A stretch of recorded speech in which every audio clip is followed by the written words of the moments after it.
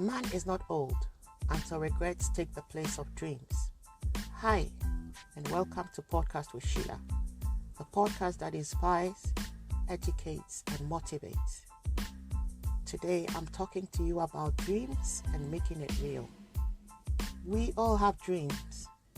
Yours may be to be the best at something, at school, at work, or at some other passion, or to improve your financial situation, to build a new house, or some other thing that is dear to you. But I want to say that making our dreams come to pass depends mainly on us and on the people around us. Our attitudes towards the said goal makes a huge count in making our dreams come to life. No one can make our dreams possible but by ourselves. Whatever you're thinking of doing, or whatever passion you have burning deep within your heart, it all boils down to how you carry that dream across, who you share the dream with. Who are you talking to about your dream? Who are you talking to about the passion? Who are you telling about that little desire, that burning desire deep in your heart? Who are you sharing that deep thoughts with? We have to be very mindful and careful of the people we talk to about our dreams and our passions, because we actually do not know with what ear they are listening with and with what heart they are going to accept that with. People may speak negatively about our dreams or positively about our dreams depending on how they feel. But I believe that the dreams that we have is our personal touch and our personal attachment to it that will make it possible. When we allow other people's influences to affect our dreams, they affect the progress of our dreams, except the person have a positive spirit supporting your dream. In growing up and in moving on in life, I have realized that who you share your dream with really counts if that dream will become a reality or not. I also want to say that whatever your dream is, just start where you are. Use what you have. You may not need to have a lot to be able to start the dream, but every little effort that you put into accomplishing that dream goes a long way to making that dream potent. Never allow yourself to be limited because of other people's limitation, and never limit others because of your own limitation. I want to share this story with you. Many years back in life, I started a fashion magazine and I called it In Thin Maglog. This magazine was to publish fashion, and the concept was to turn our colorful African prints into westernized styles. If everybody will know about the history of our African prints, they are very colorful. And back in the years, our mothers used to put them in very heavy styles, which they would locally call kaba and slit, or the long skirt and a top. So growing up, the young ladies would hardly go in for the African prints. So I have a background in textiles. And when I came out of the university, one of my dreams was to push our local prints to the front line of trade, so that everybody, including our local women and our foreign women, will be able to appreciate our African prints. So the idea was to turn our African prints into westernized styles, so into dresses, into shorts, into interesting styles that will be appreciated by all and everyone, and increase the sale of our prints, so to give our prints a new face. So I turned, with the help of a fabric company back then in Ghana, I was able to turn these prints. They gave us a bill of prints to work with, and we made interesting styles out of it. The magazine was produced and came on the market. Fortunately, I was invited to come on one of the TV stations in London to talk about it, and it used to be called Ben TV then. So it was quite an impromptu invitation, and I really wanted to honor this invitation. So I was looking for a plane ticket to come to London. Back then, that was in 2007, if I'm right. And whilst in my quest for looking for a ticket to buy, I went to an office, and there was this elderly man also buying a ticket to travel.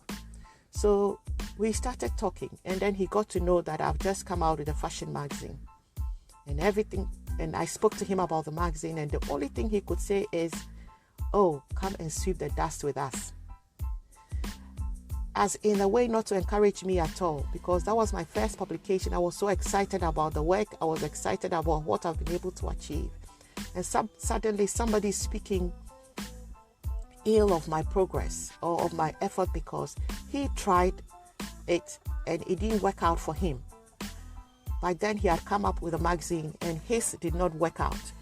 So quickly he had to dampen my spirit about all the efforts I've put into it. And this is where I'll say that never limit yourself because of others' limited imagination. If it didn't work out for somebody in the field where you have your dream, it doesn't mean that it's not going to work for you. And when it's not work for you, do not limit others as well because it did not work for you. Because everybody is different, every dream is different, and the zeal with which everybody carries with their dream is different. It may not have worked for you, but it may work for somebody else. When you get to hear about somebody's dream, I think the best you can do is to speak positively on the dream and let the dream be viable. Let the dream come alive. Let the dream be potent, because you don't know who is going to benefit from that dream in going on. So I would like to say that who you share your dream with, who you share your passion with, who you share your visions with and your desires with is very necessary, and it will count if your dream will become possible based on who had your dream. So we have to be very careful about that. I'd also like to share another story with you regarding who to share your dream with. I think I have said it on this platform quite a number of times that I come from a family where male, especially on my mother's side, so from my matrilineal side, male children are really scarce. So in 3 generations, we have 3 males. And in my generation, which is the 3rd generation I'm speaking of now, I am the only child with a male son amongst all the children. Everyone else had a female child. So male children are really cherished in my mother's family. And when I had my first male son, I was excited because I knew that this was great news.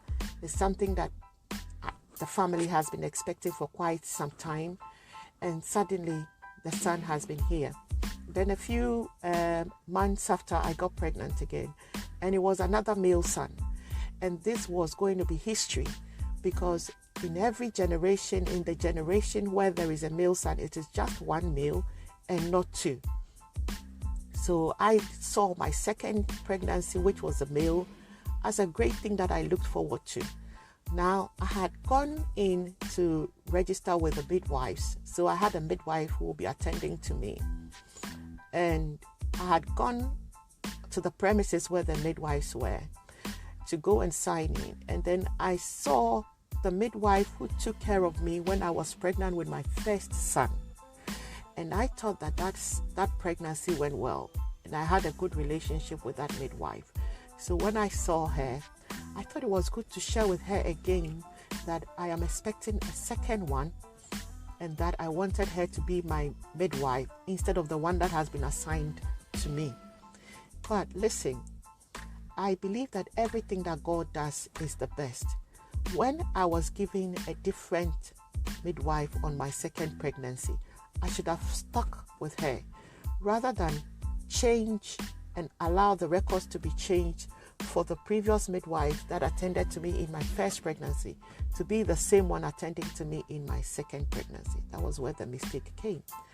So the records were changed, and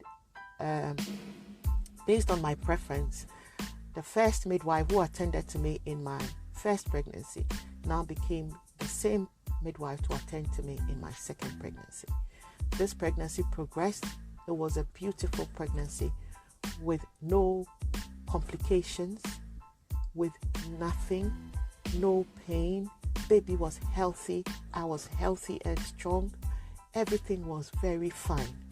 Then at week 37, I received a letter from my GPs, that is my general